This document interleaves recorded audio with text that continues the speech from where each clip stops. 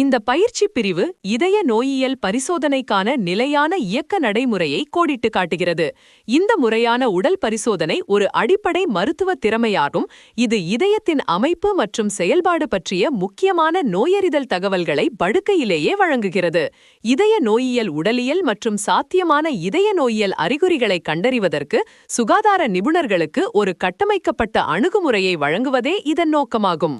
நோயாளியின் பொதுவான தோற்றத்தை முழுமையாக மதிப்பிடுவதன் மூலமும் முக்கிய உயிர் குறிகாட்டிகளை அளவிடுவதன் மூலமும் பரிசோதனை தொடங்குகிறது. இந்த ஆரம்ப படி இரத்த ஓட்ட நிலைத்தன்மையின் ஒரு அடிப்படையை வழங்குகிறது. இது தொடர்வதற்கு அவசியமானது. இந்த பரிசோதனையில் தேர்ச்சி பெறுவது துல்லியமான நோயறிதல், நோயாளி கண்காணிப்பு மற்றும் ஒவ்வொரு நோயாளிக்கும் தகவல் அறிந்த மருத்துவ முடிவுகளை எடுப்பதற்கு அவசியமானது. முக்கிய உயிர் குறிகாட்டிகளில் இரத்த அழுத்தம், இதய துடிப்பு மற்றும் தாளம், சுவாச வீதம் மற்றும் புற ஆக்சிஜன் செறிவு அல்லது ஸ்போ 2 ஆகியவை அடங்கும். இந்த அளவீடுகள் நோயாளியின் இதய ஆரோக்கியத்தை பற்றிய உடனடி பார்வையை வழங்குகின்றன. இந்த உயிர் குறிகாட்டிகளில் ஏற்படும் விலகல்கள் இதய செயலிழப்பு, அடிப்படை மன அழுத்தம் அல்லது ஆபத்தான அரித்மியாவின் இருப்பு ஆகியவை அடங்கும். துல்லியமான இரத்த அழுத்த அளவீடு முக்கியமானது மற்றும் குறிப்பிட்ட நிபந்தனைகள் தேவை. நோயாளி ஓய்வெடுத்து சரியான முதுகு மற்றும் கை ஆதரவுடன் அமர்ந்திருக்க வேண்டும். நோயாளியின் கைக்கு பொருத்தமான அளவிலான கஃப் பயன்படுத்துவது முக்கியம். இந்த படிகளை பின்பற்றுவது சேகரிக்கப்பட்ட தரவு மருத்துவ மதிப்பீடு மற்றும் கண்காணிப்புக்கு நம்பகமானதாக இருப்பதை உறுதி செய்கிறது.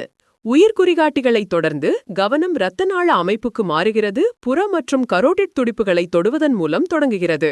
துடிப்புகள் சமச்சீர், அளவு மற்றும் தன்மைக்காக மதிப்பிடப்படுகின்றன. இந்த கண்டுபிடிப்புகள் புறத்தமனி நோய் முதல் பெருநாடி பின்னடைவு வரை பரந்த அளவிலான நிலைமைகளை குறிக்கலாம். இரத்த நாள ஆரோக்கியத்திற்கான குறிப்புகளை வழங்குகின்றன.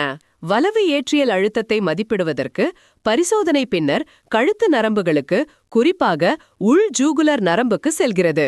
ஜூகுலர் சிரை அழுத்தம் அல்லது JVP மற்றும் மருத்துவ சூழ்ச்சிகளுக்கான அதன் பதிலை கவனிப்பது அளவு நிலையை பற்றிய விலைமதிப்பற்ற நுண்ணறிவை வழங்குகிறது. இது வலது இதய செயல்பாடு மற்றும் ஒட்டுமொத்த திரவ சமநிலையின் முக்கிய குறிகாட்டி ஆகும். ப்ரீகார்டியத்தின் பரிசோதனையானது இதயத்தின் மீது மார்பு சுவரின் முறையான ஆய்வு மற்றும் தொடுதலை உள்ளடக்கியது. ஆய்வு மார்பு சுவர் சிதைவுகள் மற்றும் அடிப்படை சிக்கல்களை குறிக்கக்கூடிய தெரியும் இதய துடிப்புகளை அடையாளம் காட்டுகிறது. இந்த காட்சி சரிபார்ப்பு இதயத்தின் நிலை மற்றும் இயக்கத்தின் விரிவான உள்ளூர் பரிசோதனையின் முதல் படி ஆகும். அதிகபட்ச உந்துவிசை மார்பு சுவரில் உள்ள இடத்தை, அதாவது உச்சகட்ட உந்துவிசையை கண்டறிய தொடுதல் பயன்படுத்தப்படுகிறது. இதய விரிவாக்கத்தின் நிலைமைகளில் இது ஏற்படக்கூடிய இந்த உந்துவிசையின் இடமாற்றத்தை மருத்துவர் தேடுகிறார். உச்சகட்ட துடிப்பின் சரியான இடம் மற்றும் தன்மையை கண்டறிவது ஒரு அடிப்படை நோயறிதல் படியாகும். வலது வென்ட்ரிகுலர் ஹைப்பர்ட்ராஃபியை குறிக்கக்கூடிய பாராஸ்டர்னல் ஹீவ்ஸ் போன்ற அசாதாரண அசைவுகளையும் மருத்துவர் தொடுகிறார். கூடுதலாக அவர்கள் பெரிய இதய முணுமுணுப்புகளுடன் தொடர்புடைய உடல் அதிர்வுகளான தொட்டுணர்வுகள் ட்ரில்ஸ் உணர்கிறார்கள். இந்த தொட்டுணர்வு கண்டுபிடிப்புகள் ஆஸ்கல்டேஷன் போது கேட்கப்படும் ஒலிகளை பூர்த்தி செய்கின்றன மற்றும் வால்வு சிக்கல்களின் தீவிரத்தை வகைப்படுத்த உதவுகின்றன. இதய நோயியல் அமைப்பு முழு உடலையும் பாதிப்பதால் பரிசோதனை நுரையீரலுக்கு நீட்டிக்கப்படுகிறது. நுரையீரல் பரிசோதனை நுரையீரல் எடிமாவை குறிக்கக்கூடிய கிராக்கல்ஸை கண்டறிவதில் கவனம் செலுத்துகிறது. இது இதய செயலிழப்பு உள்ள நோயாளிகளுக்கு ஒரு முக்கியமான கண்டுபிடிப்பாகும். இது இதயம் அமைப்பு முழுவதும் இரத்தத்தை திறம்பட பம்ப் செய்ய முடியாததை குறிக்கிறது. உடல் முழுவதும் உள்ள நச்சுத்தன்மை அல்லது திரவ சுமை அறிகுறிகளுக்காக வயிறு மதிப்பிடப்படுகிறது. மருத்துவர் அசைடஸ், அதாவது வயிற்றுக்குழிக்குள் திரவம் சேர்வது மற்றும் ஹெப்படோமெகாலி அல்லது விரிவாக்கப்பட்ட கல்லீரல் ஆகியவற்றை கவனிக்கிறார். இந்த அறிகுறிகள் மேம்பட்ட இதய செயலிழப்பில் பொதுவானவை மற்றும் இதயத்தின் வலது பக்கம் போராடுகிறது என்பதை குறிக்கிறது. கூடுதல் இடைநிலை திரவத்தின் முக்கிய குறிகாட்டியான பிட்டிங் எடிமாவுக்காக கைகால்கள் பரிசோதிக்கப்படுகின்றன. ஒரு எலும்பு முக்கியத்துவத்தின் மீது தோலில் அழுத்தத்தை பயன்படுத்துவதன் மூலம் ஒரு நிலையான பள்ளம் எஞ்சியிருக்கிறதா என்பதை மருத்துவர் தீர்மானிக்க முடியும்.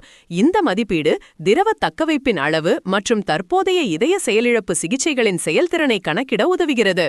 நவீன மருத்துவ நடைமுறையில் உடல் பரிசோதனை பெரும்பாலும் பாயிண்ட் ஆஃப் கேர் அல்ட்ராசவுண்ட் அல்லது போக்கஸால் பூர்த்தி செய்யப்படுகிறது. இந்த படுக்கை இமேஜிங் கருவி இதய கட்டமைப்புகளின் விரைவான ஆக்கிரமிப்பு அல்லாத காட்சிப்படுத்தலை அனுமதிக்கிறது. இது பாரம்பரிய நுட்பங்களுக்கு ஒரு சக்தி வாய்ந்த துணை கருவியாக செயல்படுகிறது. இதயத்தின் இயந்திர செயல்பாடு மற்றும் அமைப்பு பற்றிய உடனடி காட்சி உறுதிப்படுத்தலை வழங்குகிறது. போக்கஸ் குறிப்பிடத்தக்க வென்ட்ரிகுலர் செயலிழப்பு, பெரிகார்டியல் எஃப்யூஷன் அல்லது கடுமையான வால்வு அசாதாரணங்கள் போன்ற சிக்கல்களை உடனடியாக அடையாளம் காண முடியும். இதயத்தை இயக்கத்தில் பார்ப்பதன் மூலம் மருத்துவர்கள் பாரம்பரிய பரிசோதனையின் நோயறிதல் சக்தியை அதிகரிக்க முடியும். இந்த தொழில்நுட்பம் உடல் கண்டுபிடிப்புகள் மற்றும் முறையான இமேஜிங் இடையே உள்ள இடைவெளியை நிரப்புகிறது. இது விரைவான மருத்துவ முடிவுகளை எடுக்க அனுமதிக்கிறது. சுருக்கமாக, இதய நோயியல் பரிசோதனை ஒரு விரிவான மற்றும் தொடர்ச்சியான செயல்முறையாகும். இது உயிர் குறிகாட்டிகளிலிருந்து விரிவான ப்ரீகார்டியல் பரிசோதனை மற்றும் முறையான மதிப்பீடு வரை முன்னேறுகிறது. மேம்பட்ட தொழில்நுட்பங்கள் இருந்தபோதிலும் இந்த கைகளால் செய்யப்படும் செயல்முறை ஒரு இன்றியமையாத, செலவு குறைந்த கருவியாக உள்ளது. அதன் திறமையான செயலாக்கம் துல்லியமான நோயறிதல் மற்றும் பயனுள்ள நோயாளி மேலாண்மைக்கு அடிப்படை தரவை வழங்குகிறது.